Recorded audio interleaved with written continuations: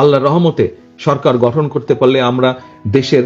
নারীদের, আমরা যেরকম বলেছি এর মধ্যে আমরা ফ্যামিলি কার্ড দিব, কারণ আমরা চাই দেশের মা বোনদেরকে, এবং এই ফ্যামিলি কার্ডের মালিক হবে, একটি কার্ড দিব আমরা সকল দেশ সরকারের পক্ষ থেকে, প্রত্যেক পরিবারের মা যে থাকবে তার হাতে আমরা দেব, যাতে ধীরে ধীরে সেই মা স্বাবলম্বী হয়ে উঠতে পারে। আমরা যেরকম কৃষকদের ক্ষেত্রে বলেছি আমরা ফার্মার্স কার্ড দেব, ঠিক এই একইভাবে আপনাদের সামনে আমি যে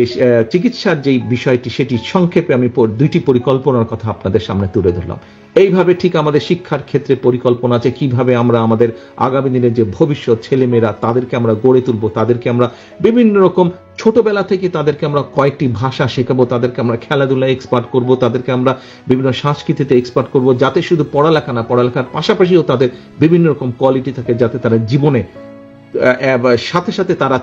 বাকরির জন্য ঘুরতে না হয়, যাতে যে কোনো জায়গায় তারা যখন পড়ালেখা শেষ করবে সাথে সাথে তারা যাতে চাকরি বাকরি খুঁজে পায় অথবা নিজের পায়ে স্বাবলম্বী হয়ে দাঁড়াতে পারে।